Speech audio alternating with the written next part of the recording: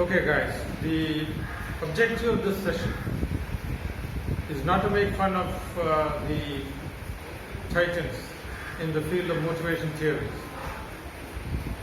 but to just point a finger at one of the loopholes in their argument.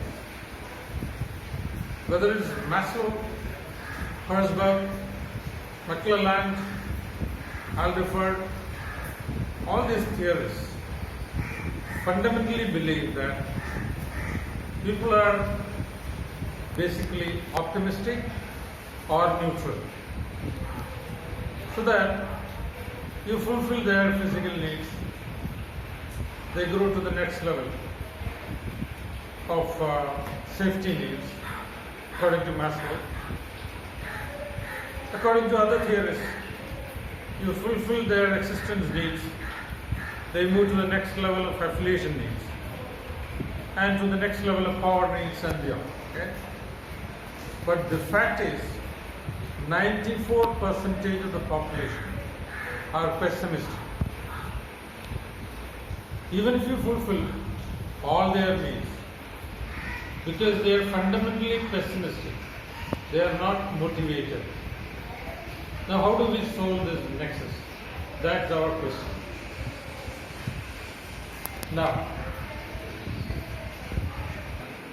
Now here the assumption is you got to push yourself because no one else is going to push you. Now, to push yourself, one needs to be optimistic, or at least neutral, neither pessimistic nor optimistic. But recent studies have proven that 94% of the population are actually pessimistic.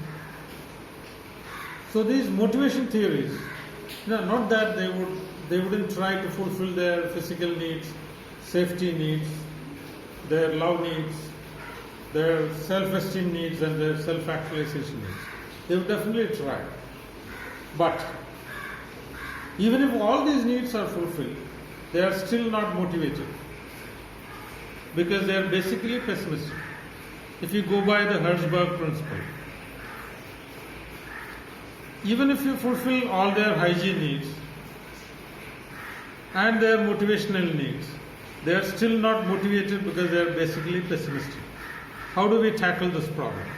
Back to me, please. With a pessimistic person, you can try motivational sessions which are general in nature. You could try spiritual gurus talking to them. But then to what extent it will work is the big question before us. Now what I feel is, we must presume that most people are pessimistic. So our first effort should be to build optimism. How do we build optimism? We can build optimism only by convincing them that their vision of their own future is not realistic.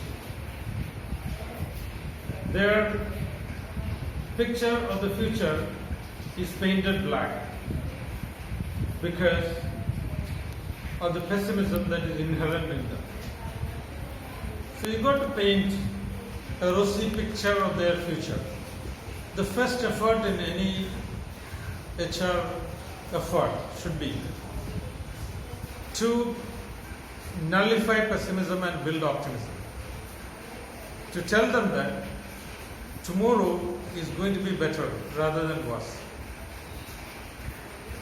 So just a presentation in a flowery language trying to convince people that tomorrow is going to be better is not enough. You've got to prove to them that tomorrow is going to be better with facts, figures, logic and reason. And once you convince them that tomorrow is going to be better, then you start applying the motivational theories.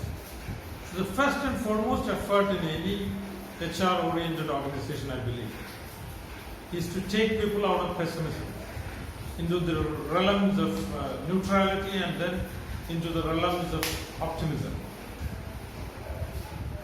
Without that, none of these motivational theories are going to work.